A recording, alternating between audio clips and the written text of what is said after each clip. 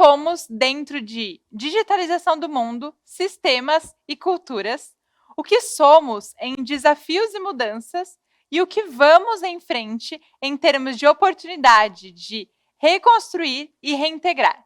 Para comandar esse papo, a gente chama o Dylan Hendricks, que é diretor do Institute for the Future e que vai trazer uma previsão aí do que está rolando, o que aconteceu, do nosso famoso fomos, somos. Onde vamos, né?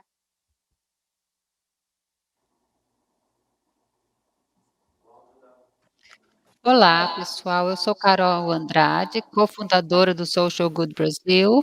Eu estou aqui com o Dylan, que é o diretor do Institute for the Future. Estamos muito felizes em tê-lo aqui. Dylan, já faz 6 anos desde que Dylan participou do nosso festival Social Good no Brasil e temos a honra de recebê-lo novamente, falar com ele novamente. Obrigado, muito obrigada por estar conosco nesse aniversário de 10 anos do festival, nessa comemoração. Olá, obrigado, muito obrigada pelo convite, é um privilégio estar de volta com vocês. Eu mal posso acreditar que já faz 6 anos, gostaria de estar aí pessoalmente, sim, seria ótimo. Vamos tentar na próxima vez que seja presencial novamente.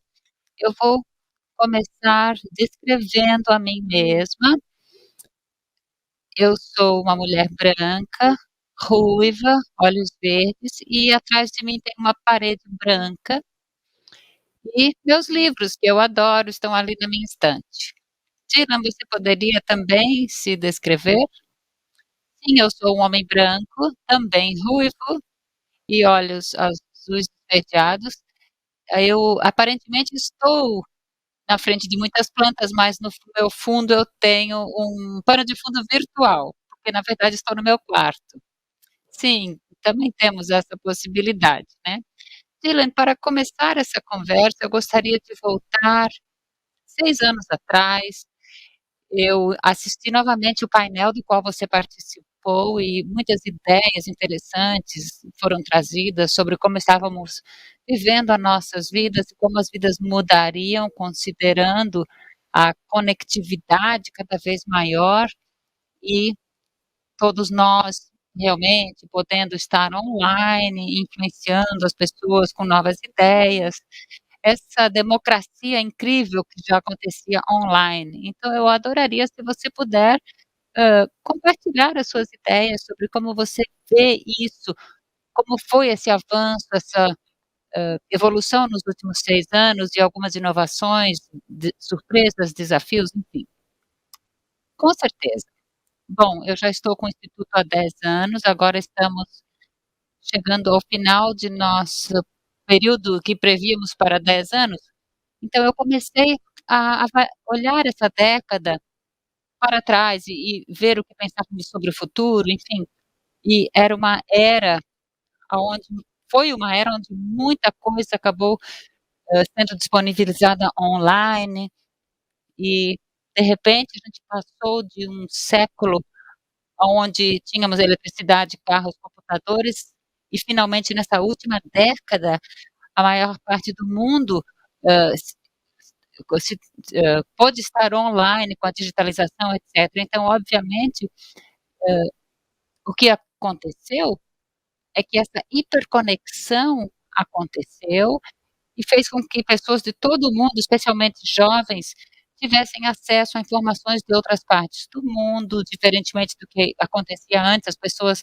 passaram a ter mais visibilidade tanto para as coisas boas e as coisas não tão boas que aconteciam no sistema, então tivemos muito mais informações, as pessoas tiveram mais capacidade de conexão, então eu acho que a gente chegou a um pico, digamos assim, em algumas áreas, a gente chegou a um pico nesse mundo da globalização maciça, onde todos estavam conectados, isso realmente aconteceu, também chegamos a um pico em termos de abstrações modernas, nos afastamos da maneira como vivíamos tradicionalmente por conta das coisas novas que estavam acontecendo, tantos dispositivos novos, sistemas, telefones, os telefones por si, o que a gente consegue fazer com o telefone, a tecnologia, enfim, estamos mas afastados dessas gerações, especialmente aonde eu vivo, que é no Ocidente desenvolvido, gerações que plantavam seu próprio alimento, enfim, sabiam de onde vinha a sua água, a gente se afastou um pouco disso e também nos afastamos, ou melhor, entramos num certo pico de complexidade, começamos a nos dar conta de que o que a gente acreditava ser binário, bom ou ruim, enfim, o sistema simples ao nosso redor, coisas como a mudança climática, a complexidade de como os nossos dados se movimentam, todos esses sistemas parecem mais abstratos e mais complexos.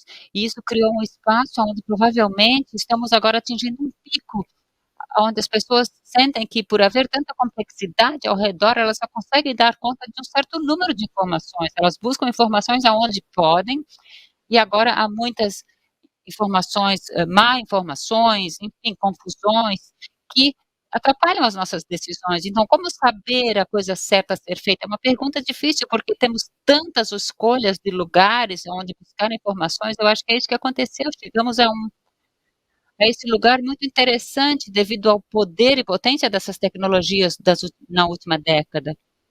E isso nos prepara para a próxima década, porque não vamos seguir tão longe nessas mesmas direções. Agora estamos num momento onde vamos integrar todas essas coisas nas nossas vidas e fazer sentido delas. Temos agora todos os ingredientes, sabemos o que não funcionou e estamos hã, indo no sentido das coisas que funcionam, e talvez isso vá nos preparar para o próximo século, se não, pelo menos para a próxima década. Estamos num desses momentos da história onde as coisas seguem iguais por centenas de anos e depois, relativamente rápido, elas mudam e chegam numa a gente está meio que entre eras agora. E é um momento aonde, claro, há sinais confusos, muita volatilidade aonde navegamos e não só volatilidade, mas também oportunidade de construir coisas novas. Eu adoro quando você diz que estamos entre eras. Porque eu acho que é uma maneira muito boa de expressar essa sensação, esse sentimento de transição que estamos vivendo e que sentimos, porque, pelo que eu entendo, esse tipo de crise acontece em todos os lugares. Temos crise econômica, tivemos a pandemia, tivemos uma crise social, crise política. Então, tudo junto acontece muito rapidamente, é muito intenso, e eu acho que isso realmente faz com que nos aprofundemos mais no sentimento e no nosso pensamento sobre nós como líderes poderosos que podemos criar um futuro melhor, que temos nas nossas mãos a possibilidade de usar melhor a tecnologia. E você mencionou isso na sua palestra 6 anos atrás. Uma coisa que a gente acredita muito no Social Good Brasil, que é o fato de a tecnologia expandir os nossos valores, que ela expande e demonstra e apresenta, coloca à mostra todos os problemas que temos dentro de nós mesmos. É como se fosse a nossa sombra interior que acaba aparecendo, que que afeta o nosso que a nossa responsabilidade como criadores, que a gente sabe que a tecnologia está fazendo algumas coisas ruins, mas como podemos então usar a tecnologia para algo bom? Isso depende de nós muito mais. Bom, me fale um pouquinho sobre, na sua opinião, para a próxima década, considerando que temos tantas tecnologias novas que ainda estamos aprendendo a respeito, o que você vê e o que você recomenda, talvez, para nós? Essa pergunta é ótima, é uma pergunta muito importante, porque se nós olharmos 10, especialmente 20 anos atrás no mundo, o problema em diferentes partes do mundo pareceriam muito diferentes e difíceis de se relacionar. Enfim, o que você fala, isso meio que nos traz a essa sombra de reconhecer o desafio que estamos assumindo, mas o que é interessante agora é que eu acho que pela primeira vez em muito tempo, os tipos de problemas, esses problemas grandes em países como os Estados Unidos, Brasil, Índia, eu sei que esses países estão em dinâmicas diferentes, eu não quero fazer parecer que tudo é igual em todo lugar, não.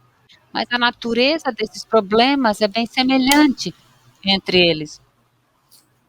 Eles têm situações semelhantes entre si. Então, há uma oportunidade, eu acho, para as pessoas que agora estão se conectando online, que cresceram com smartphones, etc., que elas podem aprender umas com as outras e aplicar esse conhecimento à sua própria área. Questões como mudança climática, que talvez será um dos principais motivadores da próxima década, porque todas as consequências do que está acontecendo vão se tornar mais visíveis. Isso será tão verdadeiro nos Estados Unidos quanto no Brasil.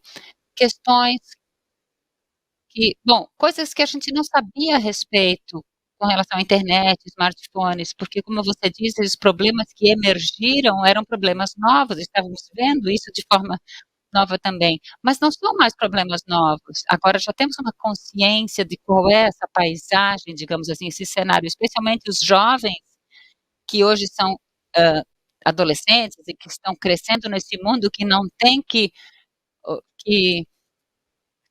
que não carregam consigo todos os pressupostos do mundo que ficaram para trás, enfim, porque eu acho que a mudança é a coisa mais difícil para os seres humanos, hã, lidarem, porque as coisas sendo diferentes do que eram antes, faz com que, hã, as coi fique mais difícil, porque esses jovens, porém, não estão tentando que se livrar desses ideias antigas. Não, elas conseguem ver as coisas pelo que são, conseguem ver as vantagens e as compensações dessas novas tecnologias e os desafios.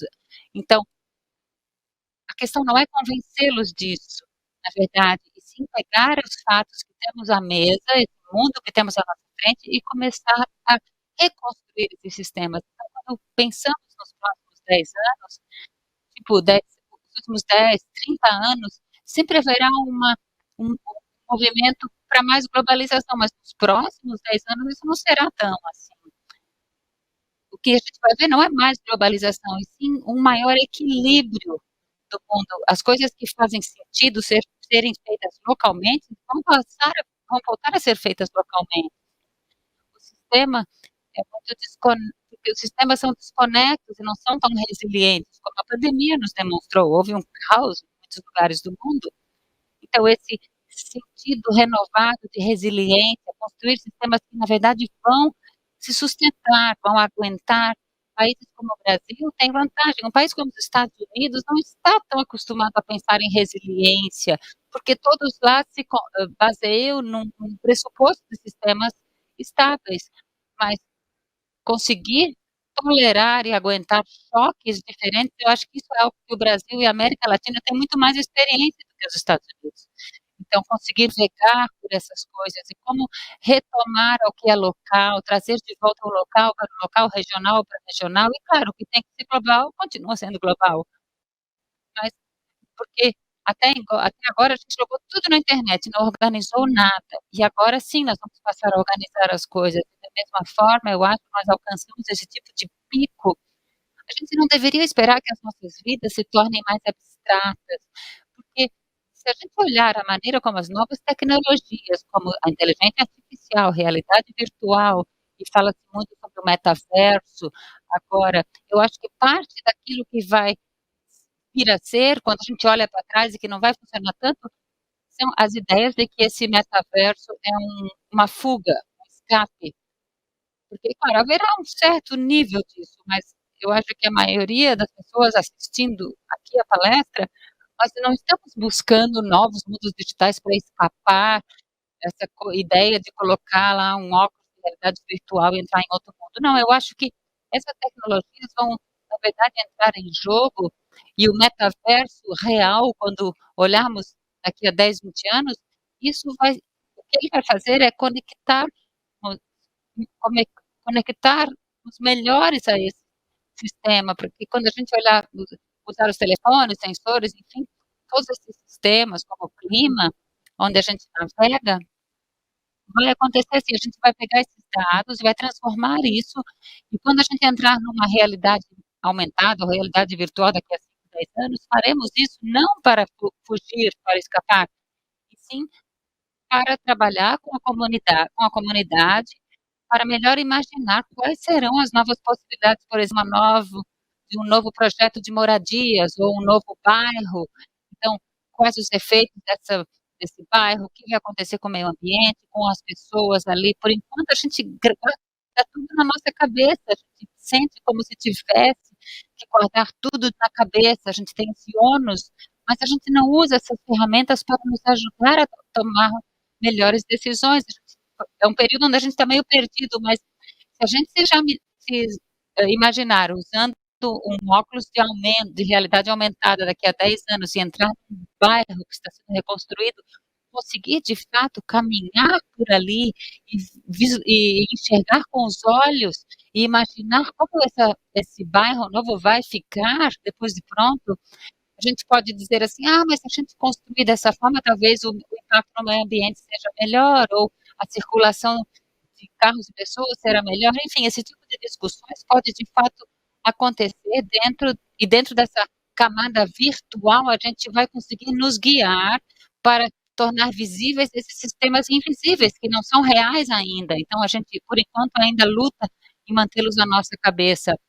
Agora a gente tenta fazer sentido das coisas no mar de informações e vamos passar para um novo tempo onde os sistemas vão nos orientar a tomarmos melhores decisões. Talvez pareça um pouco abstrato tudo isso agora, mas as tecnologias mais entusiasmantes que eu vejo agora, todas já estão alinhadas para isso.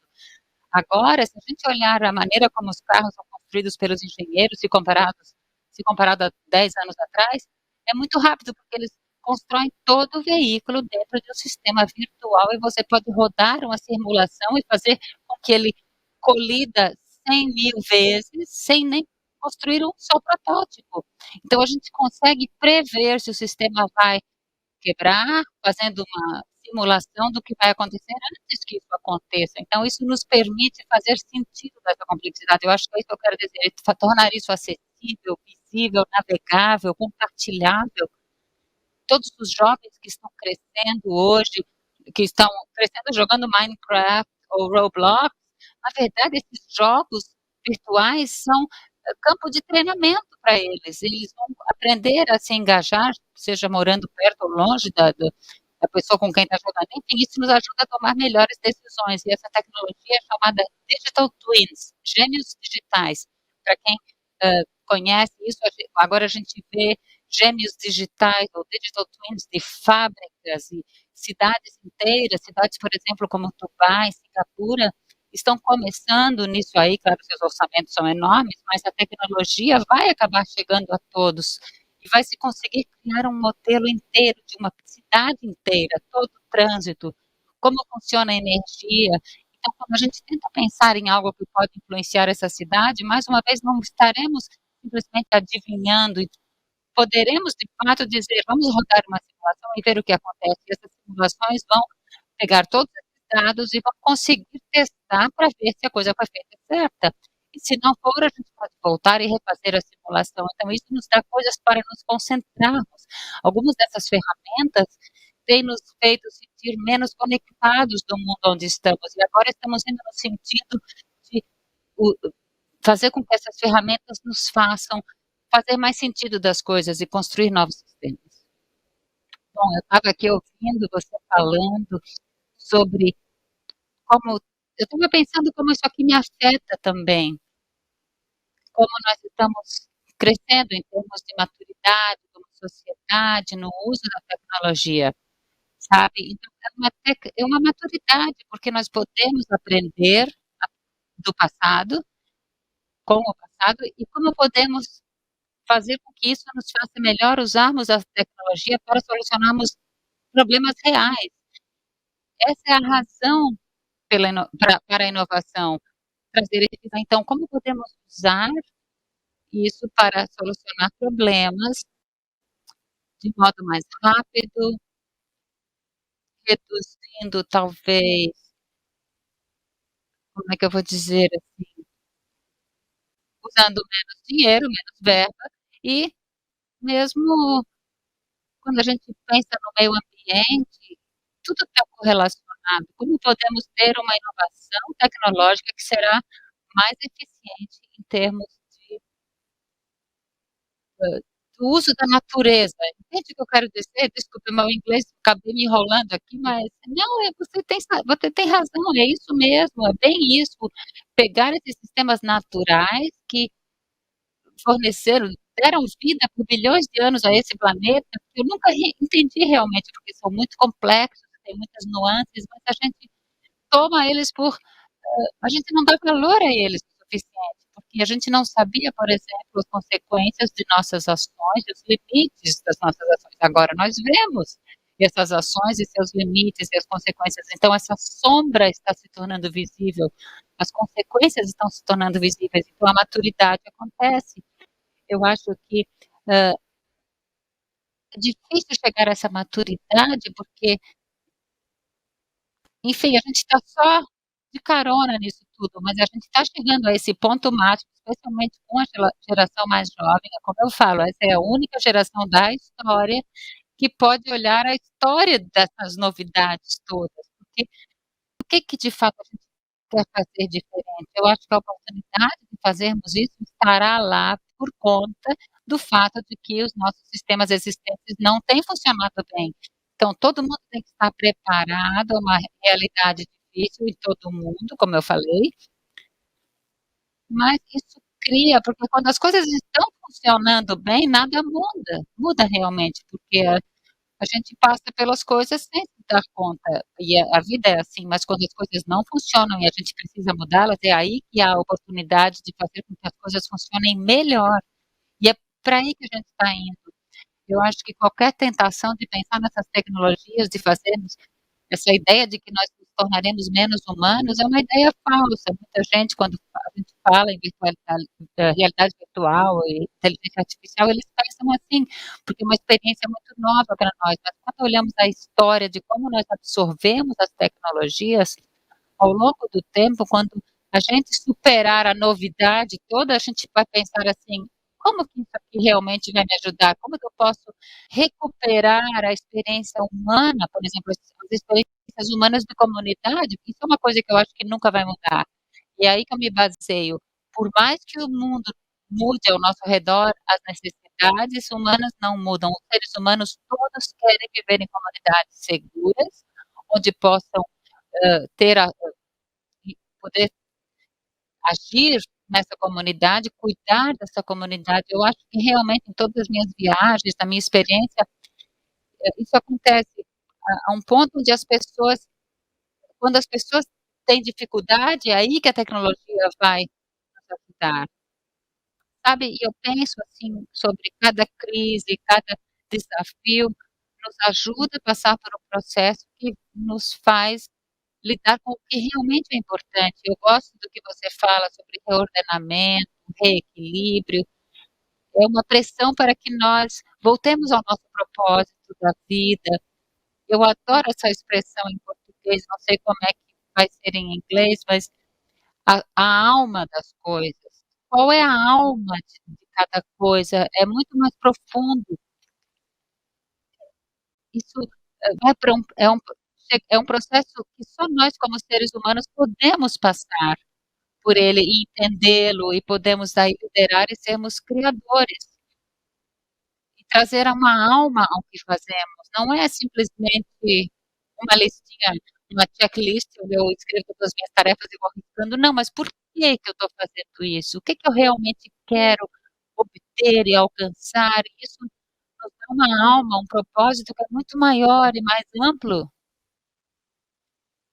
Sim, vemos isso em todo o mundo agora. As pessoas falam nos Estados Unidos e no Canadá, onde eu vivo agora, essa ideia da grande renúncia, ou onde eu acho que depois da pandemia, como foi muito difícil em todos os lugares, as pessoas estão reavaliando o seu propósito, o que que realmente é importante. "Ah, agora eu vou pegar um emprego que me paga bem, então tudo bem". Não, as pessoas estão repensando. Como você diz, eu acho que é uma grande oportunidade e motivação agora para os jovens forjarem novos caminhos para trazerem de volta esse propósito, porque eles vão precisar fazer isso por conta da crise que nos cerca. E essa oportunidade eu acho que vai ser muito gostosa, talvez a gente até se surpreenda por conta de como as coisas foram difíceis nos últimos anos, especialmente, quando começarmos a realinhar esses sistemas, vai haver um tipo de liberação, de alívio dessa ansiedade, porque a gente não nasceu para viver com essa ansiedade que temos hoje, isso não é natural. É algo que nos diz que agora estamos prontos para esse alinhamento acontecer, porque nos tornamos desalinhados do nosso entendimento dos sistemas. E nesses períodos dessa transição entre, eras, isso acontece, porque as coisas ficam desalinhadas em preparação para um alinhamento. Então, é fácil as pessoas mentirem sobre o que está acontecendo nesse tipo de período. É muito fácil as pessoas não entenderem as diferentes faces de uma questão, enfim. Essa próxima linha de sistemas vai servir para vai vai tornar difícil que se minta sobre algumas coisas, porque tudo vai levar em contexto, todos os dados coletados, o que não estão sendo usados atualmente. Então é uma coisa que as pessoas, no momento, se sentem desesperançosas, porque temos toda essa tecnologia, ótimo, mas a gente é como crianças dentro de uma caixa de areia, ficar só jogando ali os brinquedos, batendo um no outro de modo muito imaturo. Então essa é uma oportunidade para realmente vermos como usar esses brinquedos. Enfim, essas tecnologias, eu não acho que elas vão avançar até que elas estejam alinhadas, porque os outros casos de uso que nos afastam, eu acho que ninguém mais tem apetite para isso, ninguém precisa mais coisas para se distrair. A gente já tem o máximo de coisas possível agora. Único direção, o único sentido é Hã, é isso, essa intuição profunda do propósito, essa sabedoria profunda que temos quando a gente está aberto a ouvi-la, isso vai nos guiar e saberemos porque as coisas passarão a ser menos assim: "O que que a gente está fazendo? Por que que a gente está fazendo isso?" Sim, "Ah, eu entendo por que eu estou fazendo isso." É muito legal isso, eu acho que isso é a verdadeira inovação, é a inovação aonde podemos nos conectar ou conectar peças muito diferentes, como você disse, intuição e pragmatismo, dinheiro e impacto social, mudança climática e tecnologia, espiritualismo e tecnologia, pensamento moderno e pensamento nativo. Exatamente, exatamente isso, porque isso é uma reintegração, como isso reintegra a nossa sombra e a nossa luz, né, dentro de nós. Eu adoro isso, porque eu vejo a inovação de verdade acontecendo e abordando problemas específicos, reais, criando um futuro que traz um melhor bem-estar para todos nós. Sim. Temos que terminar, infelizmente, mas eu gostaria que você nos desse a sua última mensagem, porque eu estou adorando isso aqui, eu poderia falar muito tempo mais, mas eu gostaria que você nos desse a sua última mensagem e gostaria de dizer a você que é tão bom falar com você, porque isso me traz esperança. Sim, e é justamente o que precisamos, esperança. E o que a gente faz com esse festival e todo mundo que está ouvindo esse festival, eles fazem parte dessa esperança e eu acho que os jovens, meio que sabem que não é uma questão de fingir que as coisas estão bem ou que vão melhorar, não, a gente já está passando dessa fase, a gente já está plenamente confrontado com a realidade da crise à nossa frente. E a vantagem que temos agora é que não vamos mais ter que passar muito tempo falando sobre: "Ah, e se isso acontecer de ruim? E se", porque as coisas ruins já estão acontecendo.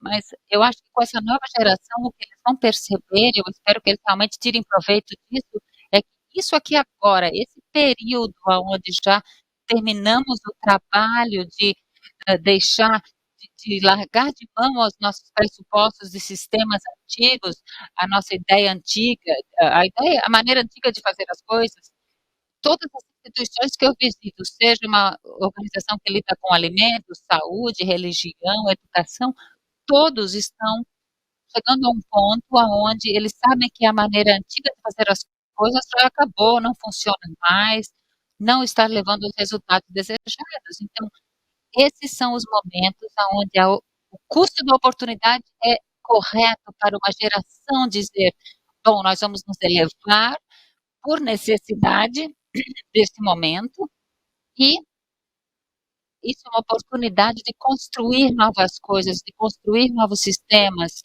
e reconstruir". Eu espero que os jovens reconheçam que essa crise é uma oportunidade e que tenham em mente não só essa sensação de colapso, que é um sentimento temporário, não é o fim do mundo que estamos vivenciando agora, não vamos entrar em colapso para sempre, não é o que aconteceu realmente. Essas crises, enfim, essas sensações são temporárias, e aí nos levam a um espaço mental onde podemos construir um novo mundo. Então mantenham um uma visão positiva, não com relação às coisas como são hoje, mas positivos e que, reconheçam honestamente o potencial que existe agora, do que as coisas podem se tornar, e se a gente se concentrar no que as coisas podem se tornar, e se a gente compartilhar isso, normalizar e aceitar o que é difícil e falar sobre o que é possível, aí muito rapidamente vamos tornar as coisas reais. E é por isso que festivais como esse são tão importantes, tão poderosos. Eu espero que para todos aqui, que vocês estejam olhando ao redor e tentando forjar conexões, vínculos, para que vocês sejam uma geração que modelar o mundo, porque o mundo vai ser remodelado de qualquer forma. Então, esse é o momento de se engajar nisso e não ficar olhando para trás e sim para frente, no sentido da reintegração, reequilíbrio e seguir para bom, não um ônus de criar algo que não podemos imaginar, e sim saber que a sua intuição profunda me diz e que isso é necessário. Eu acho que todo mundo tem acesso à sua intuição, se buscá-la. Isso vai guiá-los por esse período, estar, conectado com si mesmo e reconhecer as novas oportunidades que estão surgindo. Muito obrigada, Dylan. Sabe, eu acredito muito nisso que estamos falando, porque para mim é tão real que o que estamos falando aqui, mais uma vez, trata do poder nosso como seres humanos, que nós somos os criadores desse futuro, que isso é real.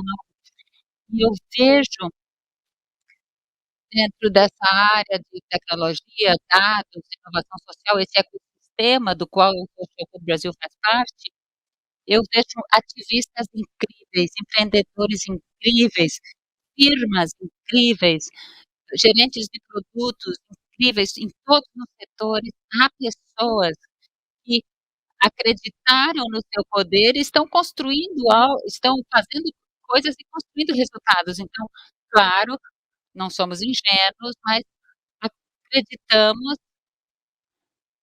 nisso. E eu acho que isso tudo é muito verdadeiro, com certeza.